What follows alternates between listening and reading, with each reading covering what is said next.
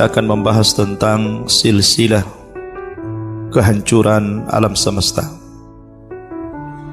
Pembahasan ini cukup panjang sehingga tidak bisa kita selesaikan dalam 1 atau 2 pertemuan. Makanya saya berikan tema silsilah, karena ini akan berlanjut dan terus berlanjut sampai selesainya pembahasan tentang masalah ini. Para pendengar yang dimuliakan Allah Subhanahu wa ta'ala, kita bicara tentang silsilah kehancuran alam semesta, berarti kita bicara tentang hari kiamat. Allah Subhanahu wa ta'ala zat yang telah menghidupkan dan mematikan kita. Dalam Al-Quran Allah Subhanahu wa ta'ala berfirman, "Kaifa takfuruna billahi wa kuntum amwatan fa ahyakum thumma yumitukum thumma yuhyikum thumma ilaihi turja'un." Bagaimana kalian bisa kufur kepada Allah Subhanahu wa ta'ala padahal dulu kalian tidak ada, kemudian kami hidupkan kalian, setelah itu kami wafatkan kembali kalian, setelah itu kami hidupkan kembali kalian, dan kepada Allah lah kalian akan dikembalikan. Dalam ayat ini Allah Subhanahu wa ta'ala menyebut 2 kata hidup. Tentu yang dimaksud hidup yang pertama adalah kehidupan dunia yang hari ini kita rasakan dan kita nikmati. Dan kehidupan yang kedua adalah kehidupan setelah kematian kita. Kehidupan yang abadi, kehidupan yang kekal, kehidupan yang selama-lamanya. Para pendengar yang dimuliakan Allah Subhanahu wa ta'ala, kita hidup di dunia, sekarang kita bisa menyaksikan keindahan-keindahan alam semesta. Kekuasaan-kekuasaan Allah Subhanahu wa ta'ala terbentang di mata kita. Laut yang seolah-olah tidak ada tepinya, gunung yang menjulang, keindahan tanaman, bunga-bunga, pohon-pohon, buah-buahan, kendaraan, rumah, dan begitu seterusnya. Tapi pada waktunya Allah Subhanahu wa ta'ala akan menghancurkan semuanya. Gunung yang Anda lihat hari ini, kelak Allah Subhanahu wa ta'ala akan hambur-hamburkan, dan Allah terbang-terbangkan seperti kapas yang ditiupkan angin. Kemana gunung pergi? Lautan yang terkadang kita melihat dengan sangat indah, kelak Allah Subhanahu wa ta'ala akan tumpahkan ke permukaan bumi, sehingga akan menjadi sebuah bencana yang sangat besar. Kalaulah kita lihat bagaimana tsunami Aceh menerjang warga Aceh sehingga 200.000 lebih jiwa melayang, itu baru satu lautan. Bagaimana kalau seandainya seluruh lautan ditumpahkan ke daratan? Kemana laut itu pergi? Rumah yang Anda bangga-banggakan, kendaraan yang Anda banggakan, kekayaan yang Anda banggakan, kelak akan Allah hancurkan. Kemana kekayaan pergi? Dan itulah silsilah kehancuran alam semesta. Di zaman Nabi SAW datang malaikat Jibril yang menyerupai seorang laki-laki yang sangat tampan sekali, yang sangat bersih sekali, dan tidak ada bekas perjalanan. Tapi para sahabat Nabi SAW tidak kenal siapa dia. Kalau dia seorang musafir, tentu akan ada bekas dia seorang musafir, lelah, letih, compang-camping, dan begitu seterusnya. Tapi ini tidak. Tapi satu sahabat pun tidak kenal siapa dia. Ya, karena dia adalah malaikat Jibril yang menjelma manusia yang sangat bersih dan tampan untuk mengajarkan agama lewat pertanyaan kepada Nabi SAW dan didengarkan seluruh para sahabat yang hadir di situ. Nabi pun ditanya tentang soal Islam, Nabi jawab. Nabi ditanya tentang iman, Nabi jawab. Nabi ditanya tentang ihsan, Nabi menjawabnya. Tetapi ketika Nabi SAW ditanya tentang kapan terjadi kiamat, kapan terjadi kehancuran alam semesta ini, mata sa'ah, kapan terjadi kiamat, kapan kehancuran alam semesta ini, Nabi SAW hanya mengatakan, mal mas'ulu anha bi'a'lama minas sa'il, bahwa orang yang ditanya tidak lebih paham, tidak lebih tahu daripada orang yang bertanya. Seolah-olah Nabi SAW ingin mengatakan, saya, Anda, atau siapapun tidak tahu kapan terjadinya kehancuran alam semesta ini. Tidak ada yang tahu Allah hancurkan alam semesta ini, karena ini perkara gaib. Nabi SAW hanya menyebut harinya saja, Yaumul Jum'ah. Tapi Nabi SAW tidak diberitahu Allah Subhanahu wa ta'ala kapan kiamat ini dihancurkan, tanggalnya, bulannya, tahunnya. Allahu a'lam. Allah tidak memberitahu kejadian itu kepada Nabi SAW. Akan tetapi selaku orang yang beriman, kita harus yakin bahwa kehancuran alam semesta ini pasti akan berlaku. Makanya pertanyaan yang harusnya kita jawab, wa ma a'dadta laha, lalu apa yang Anda persiapkan untuk kehancuran alam semesta ini? Datang seorang laki-laki Badui kepada Nabi SAW bertanya tentang kehancuran alam. Orang ini mengatakan, ya Rasulullah, mata sa'ah. Rasul, kapan kira-kira terjadi kiamat itu? Rasul tidak menjawab dan berpaling. Kemudian orang ini bertanya lagi, Rasul, kapan kiamat itu? Maka Rasul tidak menjawab dan berpaling lagi. Sampai 3 kali. Nabi SAW tidak suka untuk menjawabnya, karena memang Rasul tidak punya ilmu di situ.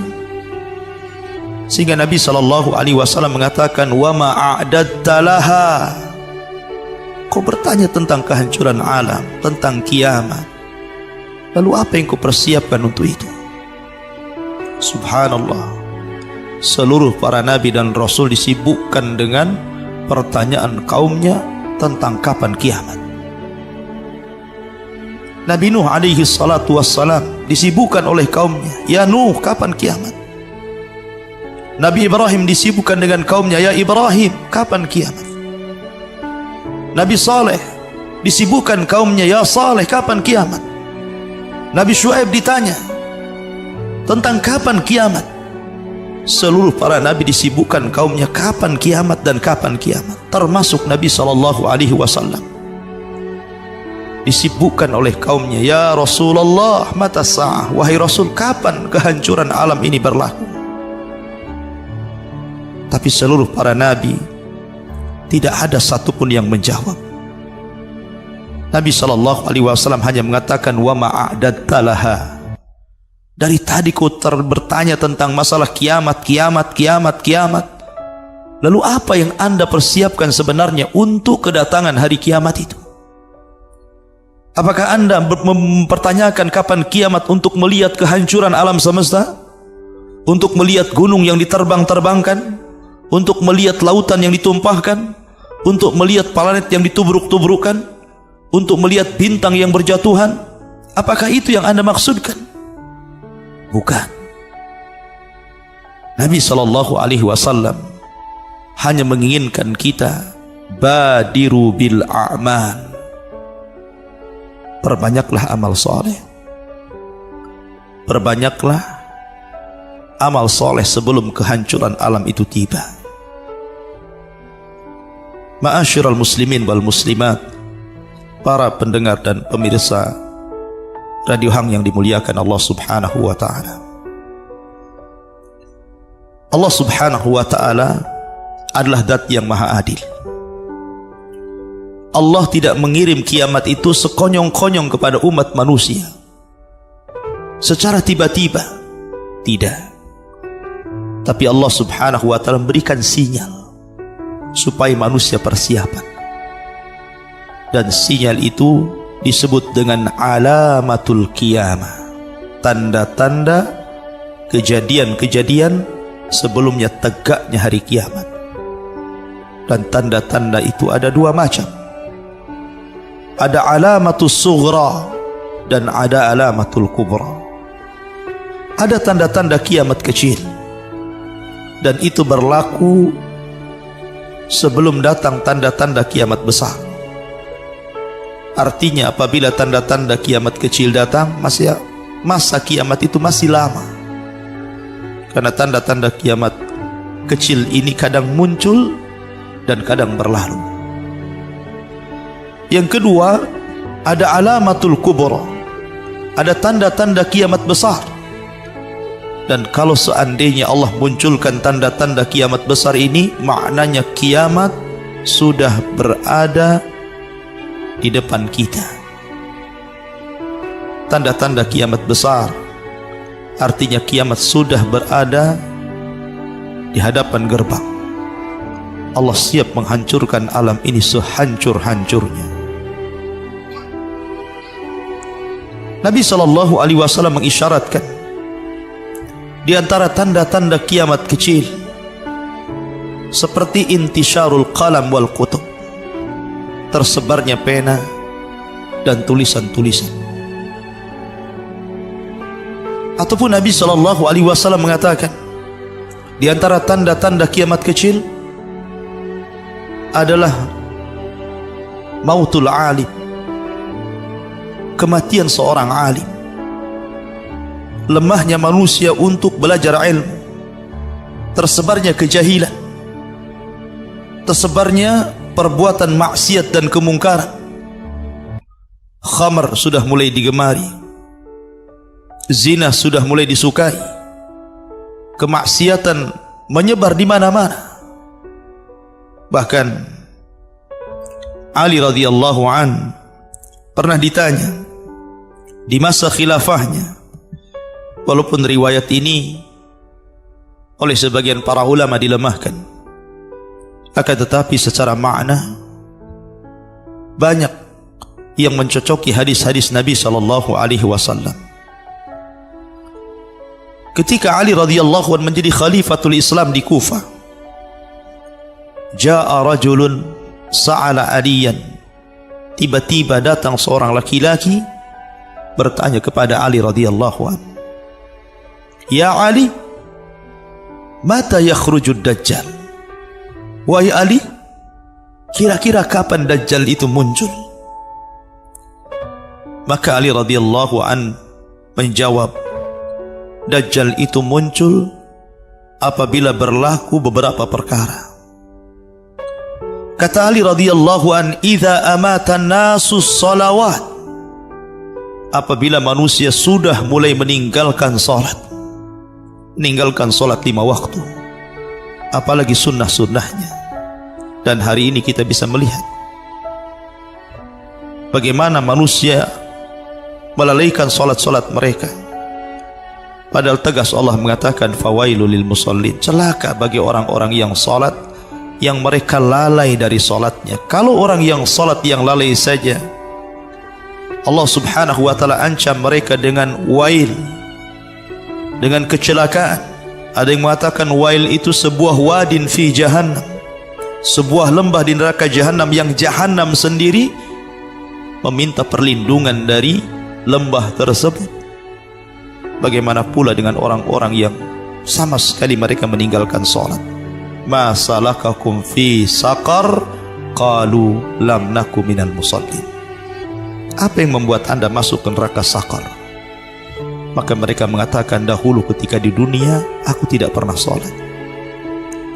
Wa adha'ul amanat, Kemudian ketika manusia meninggalkan amanah, ketika amanah diabaikan, Allah berikan amanah kepemimpinan, diabaikan amanah itu, dan dia gunakan kepemimpinannya untuk baghaw fil ardh, untuk melampaui batas di permukaan bumi, seperti Fir'aun, Namrud, Abu Jahal, Abu Lahab, dan para pemimpin-pemimpin yang zalim. Kemudian kata Ali radhiyallahu, wa kana al-hukmu dha'fa, ketika hukum melemah, ketika syariat-syariat Islam diinjak-injak. Dan hari ini muncul, kita lihat orang yang tidak senang dengan tegaknya perda syariah, menolak syariat poligami, dan itu lemahnya hukum. Hukum manusia diagung-agungkan, sementara hukum Allah ditinggalkan. Wa dzulmu fakhra, ketika kezaliman menjadi sebuah kebanggaan, ketika menyakitin orang, melakukan kezaliman, menindas manusia, yang kuat menindas yang lemah, yang kaya menindas yang miskin, hukum rimba diberlakukan. Wa dzulmu fakhra, ketika kezaliman sebuah kebanggaan. Wa umara'uhum fajara, wa wuzara'uhum khawana, wa a'wanuhum zalama, wa qurra'uhum fasaqa, ketika para pemimpin-pemimpin sudah muncul dari manusia-manusia yang fajir, kemudian menteri-menterinya adalah menteri-menteri para pengkhianat, dan para pendukungnya adalah para pendukung yang zalim, dan para penasihatnya para penasihat yang fasik. Ketika sebuah negara sudah dipimpin orang-orang yang seperti ini, maka ini tanda-tanda dekatnya kemunculan Dajjal. Kemudian Ali radhiyallahu anhu mengatakan, wa dhaharal jawr wa fashaz zina wa dhaharar riba wa quti'atil arham. Ketika kejahatan menyeruak di permukaan bumi, perampokan, copet, pembunuhan, menyakiti manusia dengan cara zalim, ataupun tersebarnya zina, lokalisasi di mana-mana, baik secara terang-terangan ataupun terselubung. Wa dhaharar riba, dan riba sudah nampak di mana-mana. Dan kita lihat, riba sudah menjadi sebuah kebutuhan hari ini. Padahal kita lihat, sudah difatwakan tentang haramnya bank-bank konvensional, tapi tetap saja orang bermuamalah dengan bank-bank tersebut, seolah-olah menjadi sebuah kebanggaan. Dan riba hari ini sudah berada di jalan-jalan. Hampir semua rumah tidak lepas daripada riba. Wa quti'atil arham, ketika orang sudah mudah memutuskan silaturahim, anak bertengkar dengan orang tuanya, saudara tidak akur dengan saudaranya, seseorang bermusuhan dengan pamannya. Wa quti'atil arham, ketika memutuskan silaturahim sebagian mereka dengan sebagian yang lainnya. Wattakhadatil qainat, dan ketika orang digandrungkan dengan para penyanyi, para biduan, meninggalkan suara Al-Quran dan lari kepada suara musik yang melalaikan. Wa syuribatil khumur, kemudian khamar sudah mulai digemari, sudah mulai diminum, dan seolah-olah khamar menjadi halal, padahal jelas-jelas khamar itu diharamkan sampai kiamat dibangkitkan. Bahkan di akhir zaman, kata Rasul, khamar akan diganti namanya, seolah-olah halal padahal haram. Bahkan khamar di zaman sekarang sudah menjadi minuman-minuman lezat, makanan-makanan yang siap santap. La ilaha illallah. Wa nuqidatil uhud, ketika perjanjian-perjanjian mulai diingkari. Wa dhuyyatil atamat, Bahkan ketika manusia sudah lalai, tidak ada yang melaksanakan salat qiyamul lail karena lelah mencari dunia di siang hari. Dia pun istirahat di malam hari dan tidak pernah bangun kecuali di pagi hari. Wa tawallan nas fi salatil jamaah, dan berpalingnya manusia dari salat jamaah. Wa zakhraful masajid, padahal masjid-masjidnya megah. Di zaman sekarang beda dengan zaman dulu. Di zaman dulu mencari masjid itu mungkin satu kampung satu masjid. Tapi di zaman sekarang terkadang satu kampung itu 2-3 masjid. Bahkan di perkotaan juga hampir semua perumahan ada masjid. Dan tidak ada masjid yang jelek. Semua masjid indah, ber-AC, berlantaikan permadani, sangat indah, tapi kosong. Wa tawwalul manabir, ditinggikan mimbar-mimbarnya, ditinggikan menara-menaranya, sehingga dari kejauhan sudah tampak, oh itu masjid. Padahal dahulu susah mencari masjid, tetapi masjid penuh. Tapi sekarang masjid mudah didapat, tapi masjid kosong. Wahallul masahif, orang sudah malas untuk memegang mushaf Al-Quran.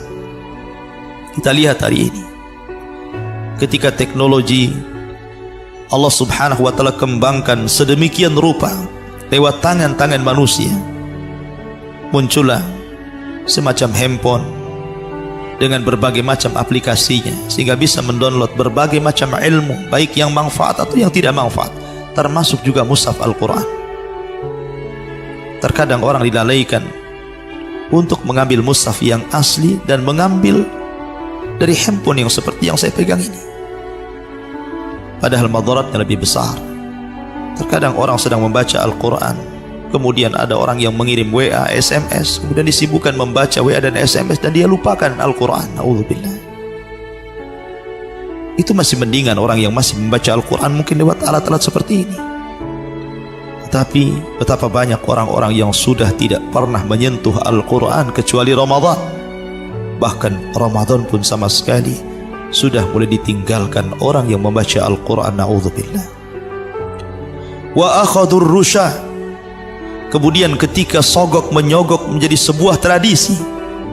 Pada Rasul mengatakan ar-rashi wal murtasi finnar, orang yang menyogok dan yang disogok itu jelas-jelas neraka.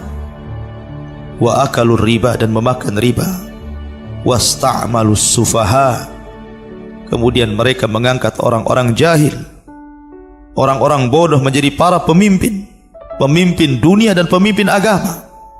Wastakhaffu biddima, dan mereka memudah-mudahkan urusan darah, memudah-mudahkan urusan pembunuhan. Betapa banyak orang-orang yang kebingungan antara orang yang membunuh dan orang yang dibunuh. La yadri al-qatil fi man qatal, wa la yadri al-maqtul fi man qutil. Orang yang membunuh bingung kenapa dia bisa membunuh, dan orang yang dibunuh makin bingung kenapa dia bisa dibunuh. Terkadang hanya gara-gara masalah urusan dunia, urusan sepele yang bisa mungkin didamaikan, tapi berujung kepada pembunuhan. Ketika harga nyawa itu murah, terkadang urusan ekonomi, orang lebih baik mati daripada hidup dengan alasan beristirahat. Bukan beristirahat, Anda akan ditanya di kuburan. Ma'asyiral muslimin, para pendengar yang dimuliakan Allah subhanahu wa ta'ala, waba'uddina bid dunya, ketika banyaknya manusia yang menjual agama dengan dunia. Nabi SAW bersabda, yusbihu mu'minan wa yumsi kafira, wa yumsi mu'min wa yusbih kafira, yabi'una dinahum bi'aradin minad dunya. Nanti pada akhirnya akan datang sebuah masa di mana seorang yang di pagi hari beriman, di malam hari dia kafir. Di malam hari dia beriman, di pagi hari dia kafir. Karena mereka menjual agamanya dengan harga yang sangat-sangat murah. Betapa banyak orang yang menjual agama hanya karena agama suaminya berbeda, dia pun kemudian ikut agama suaminya hanya karena mencari harta. Terutama di kota Batam ini, saya sering mendengar ada seorang istri pindah agama mengikuti agama suaminya hanya karena urusan dunia. dunia ini remeh dibandingkan akhirat. Jangan pernah dipandang dunia ini jauh lebih mulia dibandingkan kehidupan akhirat. Dahulu di zaman Al-Hafidh Ibnu Hajar rahimahullahu ta'ala, ada seorang Yahudi miskin melihat Imam Ibnu Hajar sedang di pasar, dikerumuni banyak manusia, karena dia seorang alim besar, seorang qadhi Mesir, ingin bertanya, ingin memuliakan, ingin salaman. Kemudian Yahudi ini melihat takjub dengan orang itu. Kenapa orang itu dimuliakan? Kenapa orang itu memiliki kendaraan bagus dan pakaian yang bagus sehingga orang-orang memuliakannya? Dia pun bertanya, siapa orang itu? Maka orang-orang mengatakan, dia Al-Hafidh Ibnu Hajar qadhi Mesir.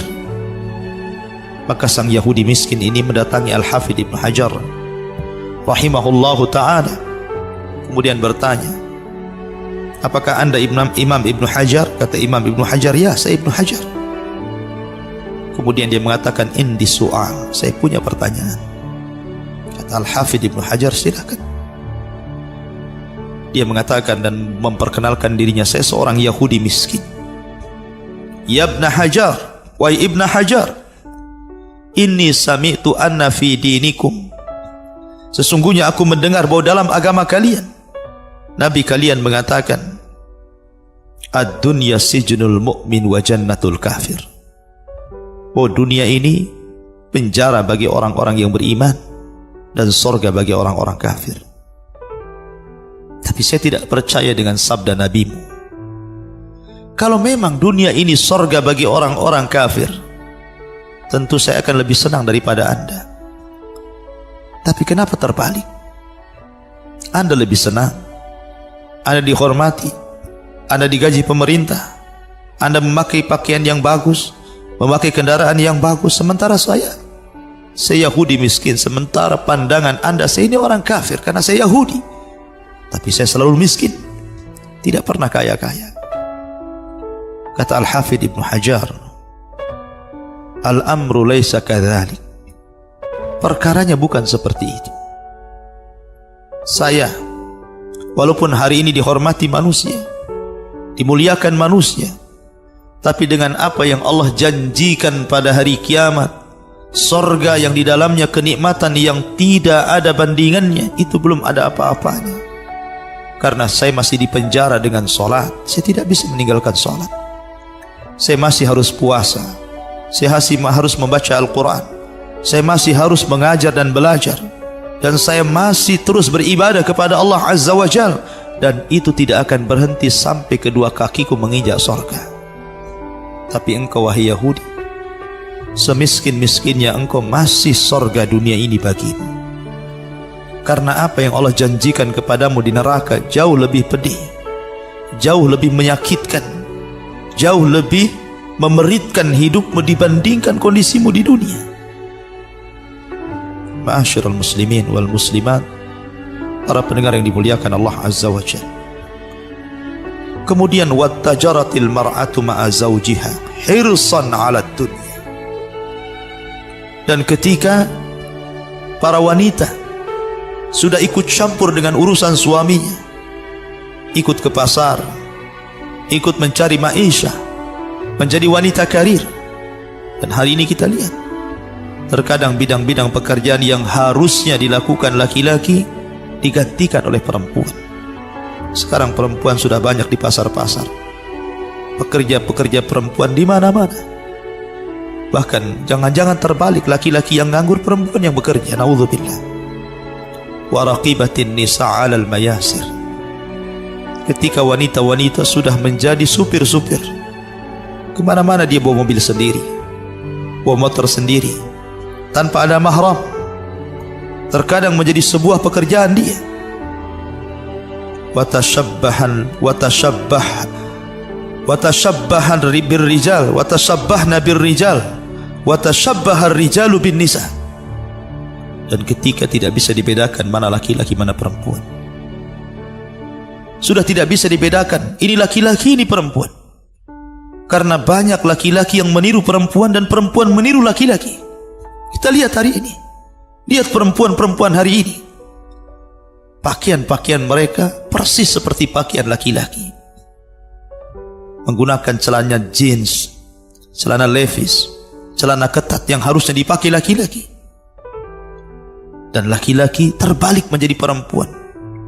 Munculnya LGBT, munculnya kaum Lut, ya, yang mereka menyerupakan perempuan dan suka dengan sesama jenis, na'udzubillah. Wa kana salam bainahum 'alal ma'rifah. Ketika ucapan salam hanya dilemparkan kepada orang yang kau kenal saja, padahal jelas orang di hadapan Anda ini seorang muslim. Kita lihat dandanannya, dia pakai peci, dia pakai baju koko, dia pakai sarung, tapi kita lewat tidak mengucapkan salam, alasannya tidak kenal dia. Kita ini hanya mengucapkan salam kalau sesama mengaji, sesama seakidah. Bukan, sebarkan salam kepada yang Anda kenal atau yang Anda tidak kenal. Itulah pesan sabda Nabi SAW.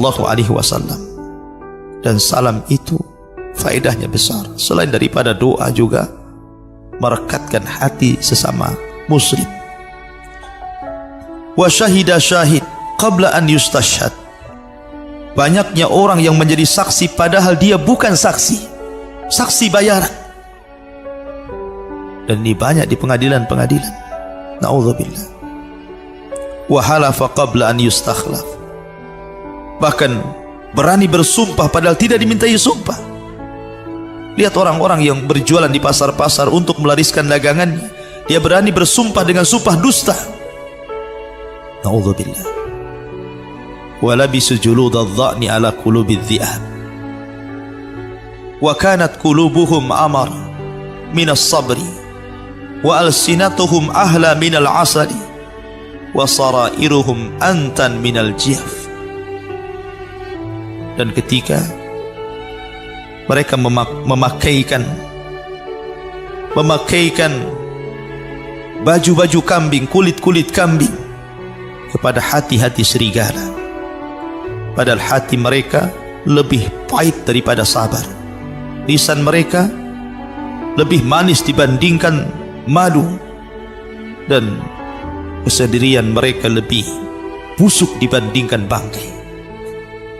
Lihat sekarang, orang-orang jelek dianggap baik, orang-orang khianat dianggap amanah, para pendusta dianggap jujur, orang-orang yang menyampaikan agama difitnah memecah belah, orang-orang yang menyurahkan dakwah difitnah seolah-olah memecah belah, anti kebinekaan dan yang lainnya. La ilaha illallah. Dan ini alamat di mana kedekatan Dajjal muncul sudah ada. Wal tumisal fiqhu li ghairiddin. Kecerdasan bukan digunakan untuk agama. Ketika kecerdasan hanya semata-mata mencari dunia, maka itu juga alamatul qiyamah. Wa unkiral ma'ruf wa urifal munkar. Ketika mereka mengingkari yang ma'ruf dan mengingkari yang mungkar, kata Ali radhiyallahu an, inilah alamat-alamat sebelum munculnya Dajjal. Alamat-alamat ini sudah berlalu, kita saksikan dalam kehidupan kita sehari-hari, hampir semuanya sudah berlaku. Berarti kalau alamat-alamat kecil satu demi satu berlaku, satu demi satu berlalu, berarti kita dihadapkan dengan alamatus sa'atil kubra, alamat kiamat yang besar. Alamat kiamat besar yang kalau muncul tidak bisa dihentikan sampai Allah hancurkan alam semesta ini, sampai Allah subhanahu wa ta'ala hancurkan alam semesta ini. Dan ketika itu tidak manfaat lagi keimanan kalian, keimanan kita, apalagi orang yang sebelumnya tidak beriman atau tidak pernah berbuat baik. Badiru bil amal, bersegeralah untuk melakukan amal saleh sebelum datang tanda-tanda kiamat besar. Munculnya Imam Mahdi, bagaimana kabarnya? Munculnya Dajjal, bagaimana fitnahnya?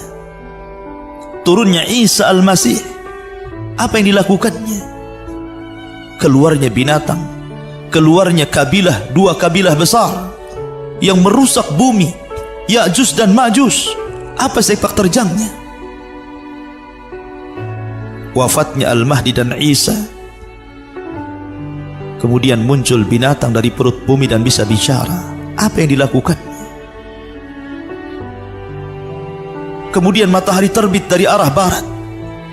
Ketika itu tidak manfaat lagi keimanan seseorang. Para duat berhenti berdakwah. Para pengajar agama percuma dia mengajarkan agamanya. Walaupun ada orang yang bertobat, percuma tobatnya. Bagaimana kondisinya? Ketika ada angin yang bertiup kemudian mematikan setiap orang yang punya keimanan, bagaimana peristiwa itu berlaku? Kemudian muncul api dari arah Aden yang menggiring manusia ala mahsyarihim, ke tempat kehancuran mereka di Syam. Bagaimana berlakunya? Sampai akhirnya Allah hancurkan alam semesta ini.